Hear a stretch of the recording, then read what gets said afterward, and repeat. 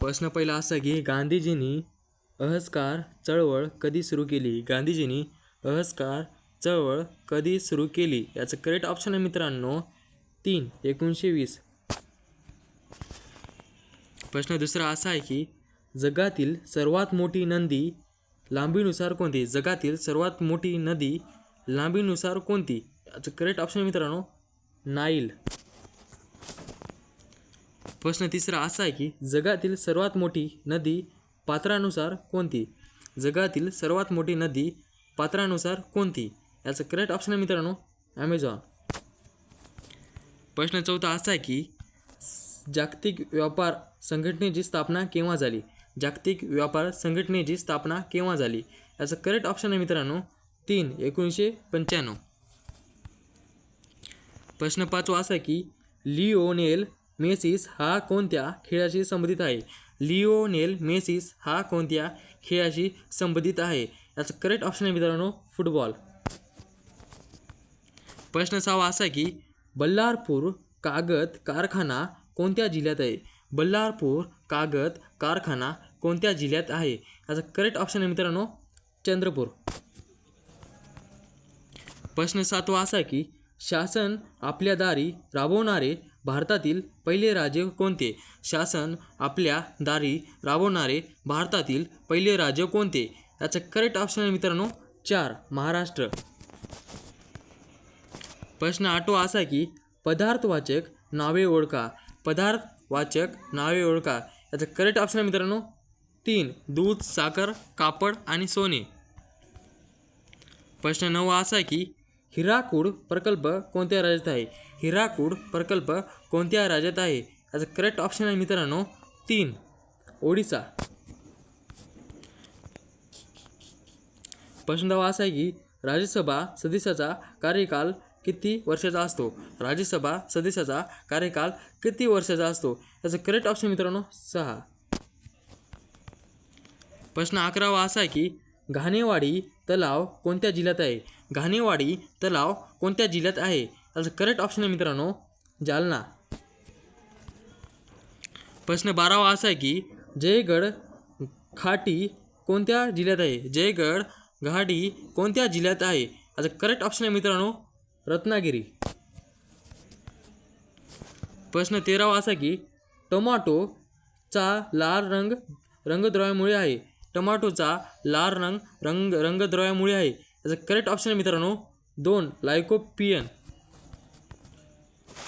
प्रश्न 14 असा आहे की पुढीलपैकी कोणत्या शब्दाचे सामान्य रूप होत नाही? पुढीलपैकी कोणत्या शब्दाचे सामान्य रूप होत नाही? याचं करेक्ट ऑप्शन आहे मित्रांनो गुरु.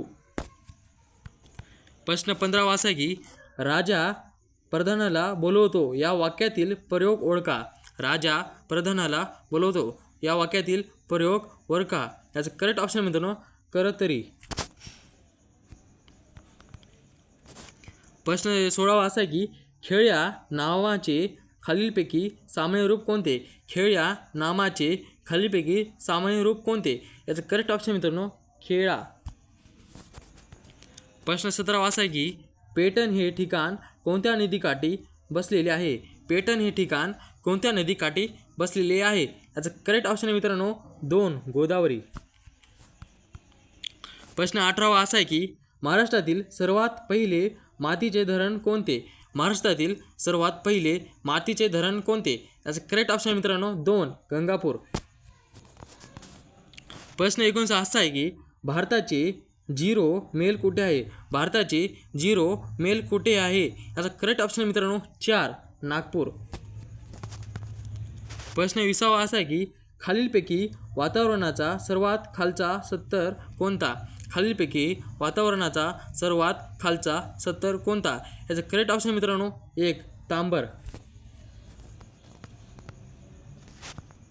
प्रश्न 21 असा आहे की राज्यसभेचे किती सदस्य निवडून येतात? राज्यसभेमध्ये किती सदस्य निवडून येतात? याचं करेक्ट ऑप्शन मित्रांनो 3 238. प्रश्न 22 असा आहे की शारदा सदन ही संस्था कोणी स्थापना केली? शारदा सदन ही संस्था कोणी स्थापना केली? याचं करेक्ट ऑप्शन मित्रांनो 3 पंडिता रमाबाई. प्रश्न 23 असा आहे की लोकमान्य टिळक यांचा जन्म कोणत्या जिल्ह्यात झाला? लोकमान्य टिळक यांचा जन्म कोणत्या जिल्ह्यात झाला? याचं करेक्ट ऑप्शन मित्रांनो 2 रत्नागिरी. प्रश्न 24 असा की खालीलपैकी कोणत्या वनस्पती हरितद्रव्य नसते? खालीलपैकी कोणत्या वनस्पती हरितद्रव्य नसते? याचं करेक्ट ऑप्शन आहे मित्रांनो 1 बुरशी. प्रश्न 25 असा आहे की खालीलपैकी सर्वात हलका वायू कोणता? खालीलपैकी सर्वात हलका वायू कोणता? याचं करेक्ट ऑप्शन मित्रांनो हिलियम. प्रश्न 26 असा की खालीलपैकी कुठल्या जिल्ह्यात सर्वात कमी वनक्षेत्र आहे?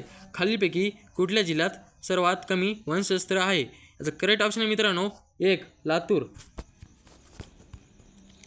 प्रश्न 27 असा आहे की महाराष्ट्राचा राज्यपक्षी कोणता? महाराष्ट्राचा राज्यपक्षी कोणता? याचं करेक्ट ऑप्शन आहे मित्रांनो 3 हरावत. प्रश्न 28 असा आहे की तापी नदी कोणत्या जिल्ह्यातून गुजरात राज्यात प्रवेश करते? तापी नदी कोणत्या जिल्ह्यातून गुजरात राज्यात प्रवेश करते? याचं करेक्ट ऑप्शन मित्रांनो 3 नंदुरबार.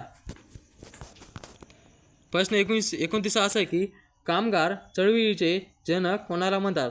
कामगार चळवळीचे जनक कोणाला म्हणतात? याचं करेक्ट ऑप्शन आहे मित्रांनो 1 नारायण लोखंडे.